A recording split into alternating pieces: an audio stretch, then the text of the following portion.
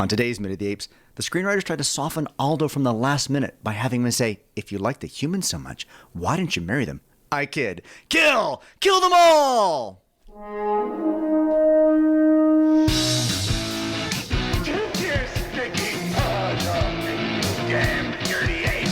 What is the divine bomb? The only good human is a dead human!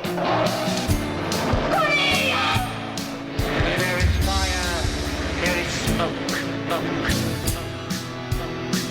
The minute of the apes. The minute of the apes. The minute of the apes. The minute of the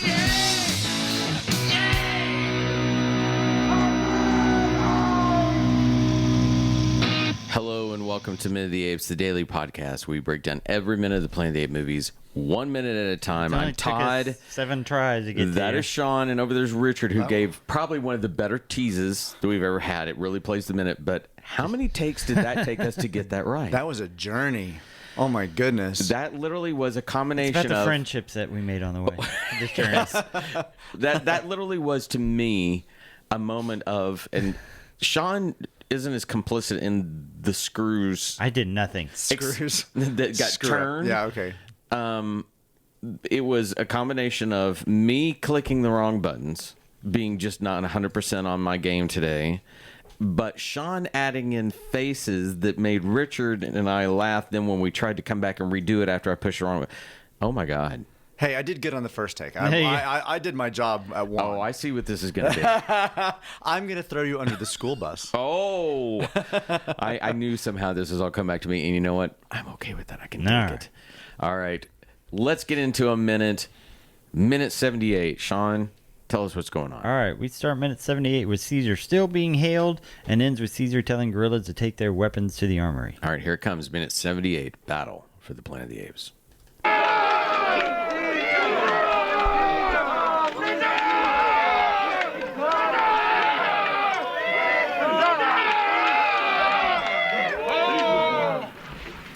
Let the humans go, Virgil. All of them. Go!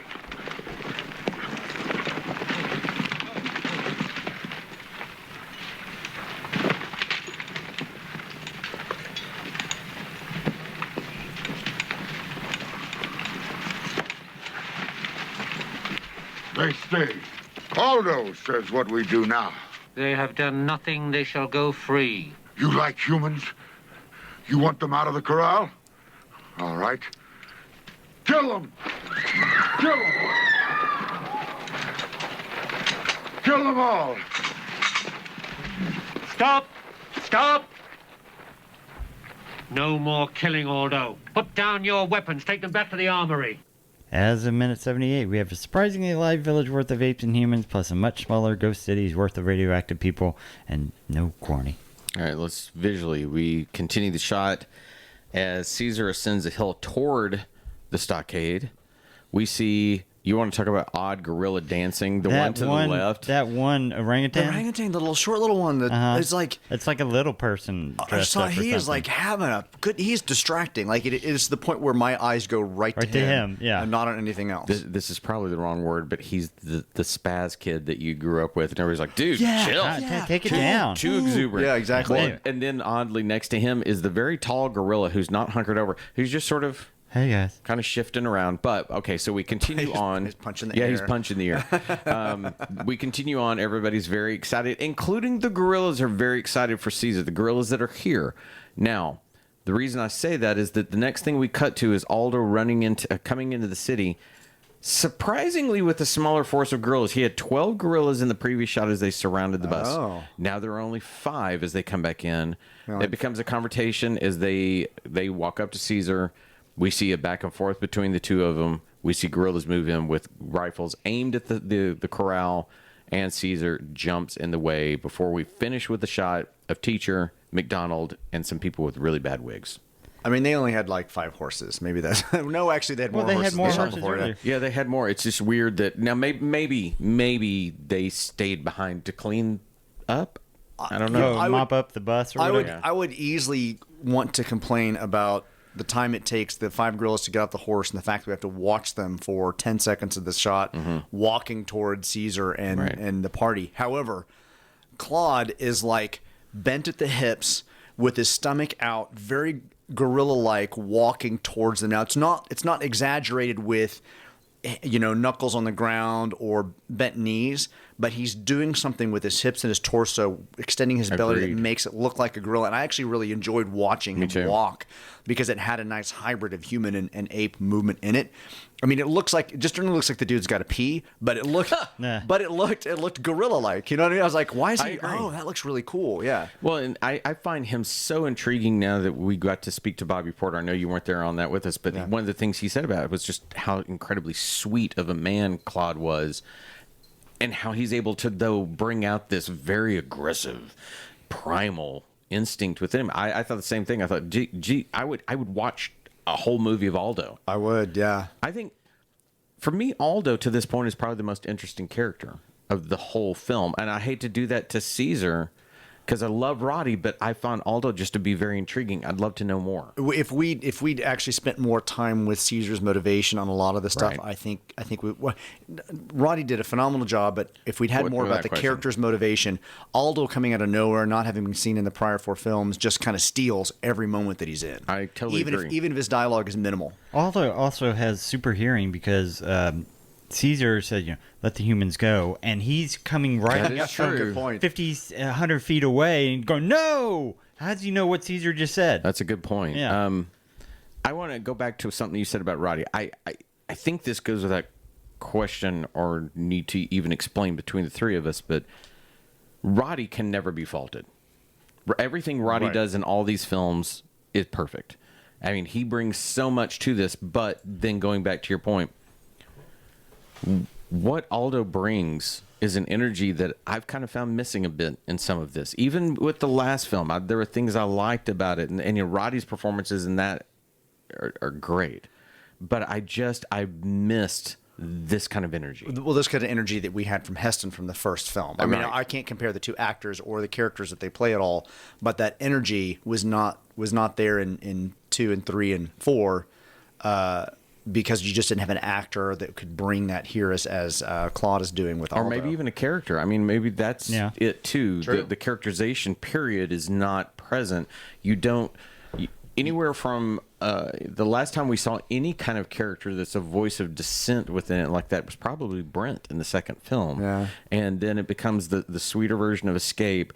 Now, I guess Breck was kind of bringing that in 4. And maybe we wouldn't feel as much about Aldo had Breck been in this one, then you would have the the dichotomy of two that. powerhouses going back to back. I love that Aldo comes in and says, Aldo will say what we do now. And I'm like, dude, were you for the battle? What did you do? That's right. Where did you come from? Yeah, I know. Hey, why do you get to decide what's happening? If I were the rest of those gorillas that were just saying, hey, Caesar, I'd be like, I don't know. They have a little bit of bad continuity, too. If you look, Virgil is not next to Caesar, and then they cut to a shot where they are cheek to cheek pretty much, and then the next shot is they're way far away from each other. Yeah, it looks like that to me, these reaction shots and that reaction shot that you're referring to about 37 seconds in, I think that they probably, because you're right, they're apart, then they're together. I think they intended that to be cut opposite, but then they needed that close up, and so they put it together and thought, man, it's close enough. And I don't understand Aldo's logic of, oh, you love the humans? Well, then kill them. I thought it was going to be, oh, you love the humans? Then you join them, and they try to throw Caesar in the pen with them. I thought the same thing because I thought this logic makes no sense. You love them so much, let's kill them. So if I hate them, you'll let them go? Right, I mean, can't stand them. Yeah, Come on out. Fuck them humans. And, okay, now I'm going to get back to the inconsistency of messaging. No more killing. Take prisoners. Why is he once again not saying, Aldo, there's been enough killing? Why isn't he trying to take his idea and his philosophies from earlier and teach it to this ape? He doesn't even mention it. And I'm sorry, once you find a truth in life, I think you usually repeat it so many times so it becomes a truth again and again. He should have said something like that. And had Caesar had said to him, there's been Maneth killing, and with with kind of a wink, we would know that Caesar knows that he murdered the rest of the mutants leaving the town. Like just something that would have tipped off that he knew That would be nice. what Aldo had just done. Have you not killed enough, Aldo? Have you not, something along those lines. It's the other thing that I find odd is you talk about I'm sorry, I'm messaging. I was going to say the placement of Caesar in front of the humans jumps a couple of times, where he's closer to him and he's far away from him. Now, I would have liked, again, a speech with him closer so we could see the humans behind him as Caesar says, there's been enough killing. Something where there's that kind of put him as the poster in front of that scene. As you said that, I started thinking, okay, and again, we try not to get into telling the story of future minutes. However, we know kind of where this is going, and you have to have the conversation between Caesar and Aldo for the repercussions of what happened to Cornelius. You're going to have that. You could still have the messaging of there's been enough killing. Did you not do that? And that would precipitate how we find out about what Aldo has done. You could still put that in here. And if anything, I think it makes it stronger, because when we get into the minutes at the end of the week, when we start hearing that story, or probably next week, actually, where that's going to happen, I even felt that was kind of forced in there. And I think inserting this continued message of no more killing, we must stop, we must forge a new path, would have been stronger to get us to that point. Yes, I agree. I will say this: the dialogue that happens here is almost directly from the script. They didn't change much at all for this moment, which means our want of Caesar saying more was not even there. It's not. Well, we're getting a little bit of a failing in terms of it's a fascinating movie. It's a fascinating plot. I like a lot of the characters. There's just the screenwriters didn't really bring Caesar out for what needs to be done, or well, it's fortunate that the gorillas take their time on killing people. When Aldo goes, kill them now, and the gorillas get up there and wait to shoot so that Caesar has time to get in front of them instead of just going bang, bang, bang, bang, bang. You do wish for an acceleration in tempo. Yeah. I mean, it would have been nice to maybe see the chimpanzees like try to grab the guns from the gorillas, or them trying to block them as well, not just Caesar doing it. I also got to thinking, why did Aldo want weapons? Because without that desert scene that Richard told us about that is not present in the film we see, he had freaking rifles so he could sit on the ledge and swoop up the remains, It doesn't make a lot of sense then either when he comes in and, just to Sean's point, a very lackadaisical approach with some guns. And what did they want? Was it just the symbolic nature of what a weapon means in his hand? That doesn't fit with the character we've seen before in the speeches with guns or power. Maybe it does, but even you may get this wonderful performance, but the character doesn't completely come through, and his words don't translate to the actions you would think would be there. Right. Yeah. I mean, you could have put if we couldn't get to the humans in the pen, you could have actually inserted a couple of the prisoners at this moment that put the threat of him killing more as he kills one of the mutant prisoners. Right? Yeah. But they've rounded up, and you're like, okay, now we've got this confrontation that's happening here. Since we can't get him to the corral itself to shoot, we know that they're in the background because Caesar's standing in front of them.